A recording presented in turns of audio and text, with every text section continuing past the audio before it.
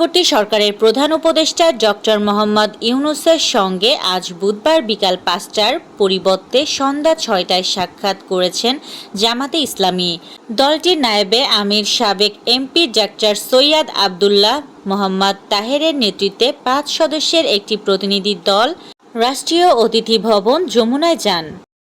আওয়ামী লীগের দীর্ঘ শাসনামলে টিএফআই জেআইসি সেলে গুম, খুন ও জুলাই-আগস্টে সংঘটিত মানবতা বিরোধী অপরাধের পৃথক মামলায় সাবেক প্রধানমন্ত্রী শেখ হাসিনা সহ পলাতক আসামিদের হাজিরের জন্য পত্রিকায় বিজ্ঞপ্তি প্রকাশের নির্দেশ দিয়েছেন আন্তর্জাতিক অপরাধ ট্রাইব্যুনাল।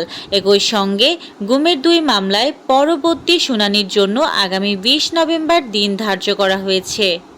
জাতীয় নাগরিক পার্টির আহ্বায়ক নাহিদ ইসলাম বলেছেন, জুলাই সনদ নিয়ে আমরা একটি সাংবিধানিক আদেশের কথা বলেছি, যে আদেশটা ডক্টর মোহাম্মদ ইউনূস সরকার প্রধান হিসাবে জারি করবেন। এটি জারি করার অধিকার প্রেসিডেন্টেরও নেই। জুলাই সনদ বাস্তবায়ন কিভাবে হবে সে সম্পর্কে নিশ্চয়তা পাওয়ার পর আমরা সই করব। ধর্ষণ ও নারী অবমাননার অভিযোগে এক শিক্ষার্থীর বিরুদ্ধে কঠোর ব্যবস্থা ও স্থায়ী বহিষ্কারের দাবি গতকাল মঙ্গলবার রাতে উত্তাল ছিল বাংলাদেশ প্রকৌশল বিশ্ববিদ্যালয় বুয়েট ক্যাম্পাস। রাত ৯টা থেকে মধ্যরাত পর্যন্ত চলা এই বিক্ষোভে শত শত শিক্ষার্থী অংশ নেন। বিক্ষোভকারীদের দাবির মুখে রাতেই বিশ্ববিদ্যালয় কর্তৃপক্ষ অভিযুক্ত এক শিক্ষার্থীকে সাময়িকভাবে বহিষ্কার করে এবং তার বিরুদ্ধে মামলা করার সিদ্ধান্ত নেয়। যুক্তরাষ্ট্রের প্রেসিডেন্ট ডোনাল্ড ট্রাম্প দাবি করেছেন, হামাসের বিরুদ্ধে লড়াই করতে মধ্যপ্রাচ্যের কয়েকটি দেশ গাজায় সেনা পাঠানোর প্রস্তাব দিয়েছে।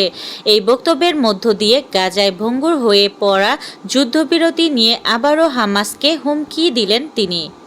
ভারতের উত্তরপ্রদেশ, মধ্যপ্রদেশ, আসাম সহ অনেক রাজ্যে মুসলমানদের উপর নির্যাতনের প্রতীকে পরিণত হয়েছে বুলডোজার।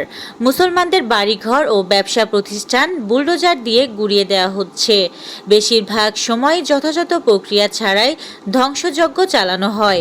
বুলডোজার নীতির জন্মদাতা উত্তরপ্রদেশের বিজেপি মুখ্যমন্ত্রী যোগী আদিত্যনাথ। সমাজবাদী পার্টির শাসনের অবসান ঘটিয়ে ২০১৭ সালে রাজ্যে ক্ষমতায় এসে বুলডোজারকে তিনি সুশাসনের প্রতীক হিসাবে তুলে ধরেন। আন্তর্জাতিক ক্রিকেট শুরুর ৩৯ বছর পর প্রথম টাই এর দেখা পেল বাংলাদেশ।